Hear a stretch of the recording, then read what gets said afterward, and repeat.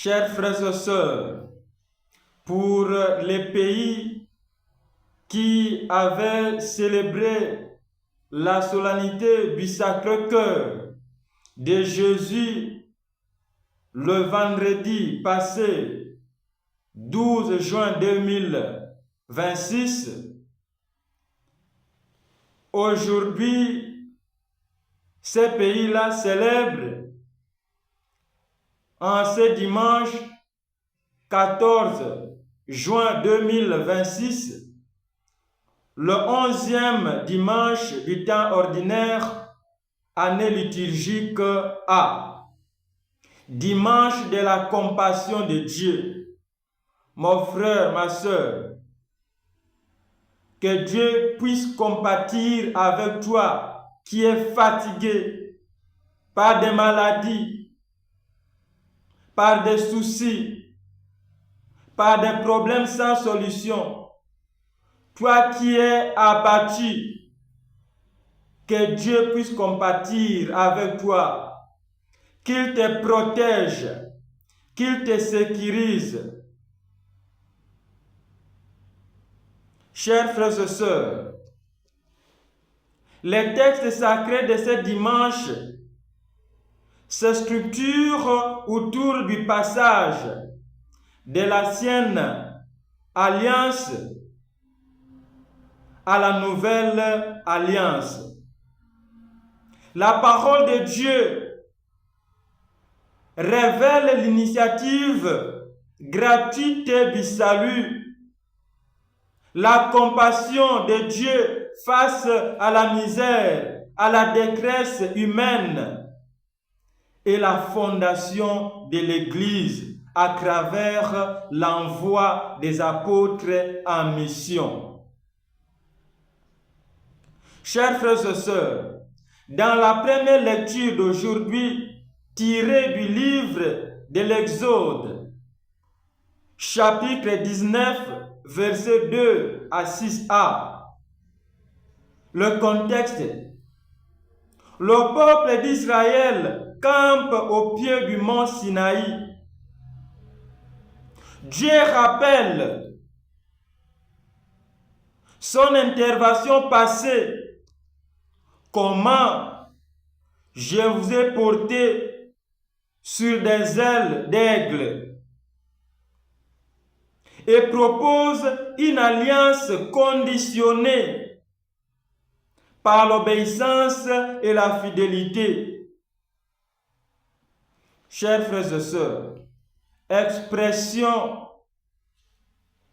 portée sur des ailes d'aigle est une puissante métaphore illustrant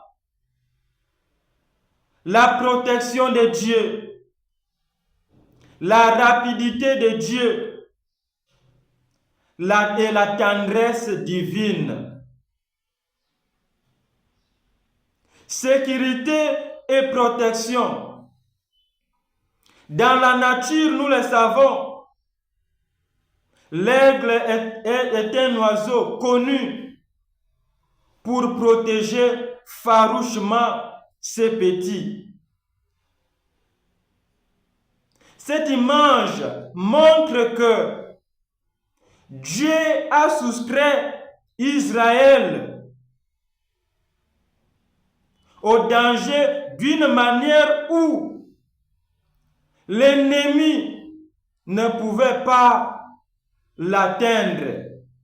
Mon frère, ma soeur, que Dieu puisse te soustraire au danger de tes ennemis, de tes bourreaux, de tes poursuivants têtus, de telle sorte que tes ennemis ne puissent plus t'atteindre, ne puissent plus t'avoir. Exaucement et élévation. L'aigle est l'oiseau qui vole plus haut.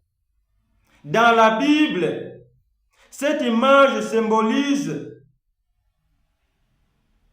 le fait que Dieu élève son peuple au-dessus des obstacles et des difficultés mon frère, ma soeur, que Dieu t'élève au-dessus de tes obstacles, au-dessus de tes difficultés, au-dessus de tes problèmes, que Dieu t'élève.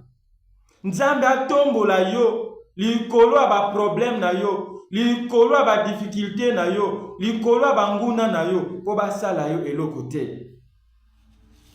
Chers frères et sœurs, soutien inconditionnel. L'aigle femelle est réputée pour porter ses petits sur son dos ou ses ailes lorsqu'ils sont fatigués ou menacés. C'est une illustration de la grâce et de la souveraineté de Dieu qui porte son peuple lorsque ses propres forces l'abandonnent. Mon frère, ma soeur, lorsque tu es fatigué, que Dieu te porte, que Dieu te soulève, que Dieu t'accompagne. Interprétation théologique de la première lecture, Exode chapitre 19, versets 2 à 6a. Israël est constitué en royaume des prêtres et nation sainte. Cette élection n'est pas un privilège d'exclusion, mais une vocation missionnaire. Israël doit être le médiateur entre Dieu et les autres nations. Dans la perspective chrétienne, ce texte préfigure l'Église, nouveau peuple de Dieu, rassemblé non plus par la loi de Moïse, mais par le sang du Christ, pour annoncer le merveille du salut. Et le psaume 99, quant à lui, est un chant de louange, chant d'action de grâce, invitant toute la terre à reconnaître la souveraineté de Dieu. Nous sommes appelés, nous sommes invités à reconnaître le Seigneur, à reconnaître que le Seigneur est notre Dieu et que nous sommes son peuple et son troupeau. Nous avons une dépendance joyeuse entre Dieu créateur et nous les créatures. La louange est ici notre réponse adéquate à l'amour fidèle et à la bonté éternelle de Dieu. Shalom. Shalom. Dans l'évangile, Matthieu chapitre 9, verset 36 jusqu'au chapitre 10, verset 8. Contexte. Jésus, voyant la foule fatiguée et abattue, comme des brebis sans berger, est pris de compassion. Mo bande konangai, Nzambe ayokela yo mawa, ngolula yo emonana na maladi na yo, na ba problème na yo, na ba question na yo sans réponse. Jésus akota na likambo na yo, ayokela yo mawa. Ba orphelin, orpheline, ba veuve, Jésus akota na likambo, ya baye bazangi bakonzi, ya baye bazangi ba berger, ya baye bazangi bato. Jésus choisit et envoie ses 12 apôtres en mission. Interprétation théologique. La compassion de Jésus manifeste le cœur du Christ qui s'est fait proche de la misère humaine et spirituelle.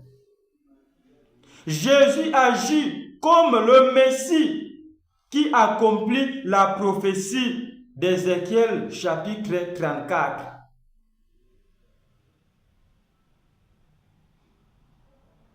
Prenant soin de son troupeau égaré, l'envoi de 12. Ce passage est fondamental, chers frères et sœurs, pour l'ecclésiologie catholique. Jésus-Christ institue un collège apostolique, leur conférant son autorité, pouvoir de chasser les esprits mauvais et de guérir. Cela marque plutôt la fondation de la hiérarchie de l'Église. La mission. Les apôtres sont d'abord envoyés aux brebis perdues de la maison d'Israël, marquant l'accomplissement des promesses avant l'ouverture universelle de l'Évangile.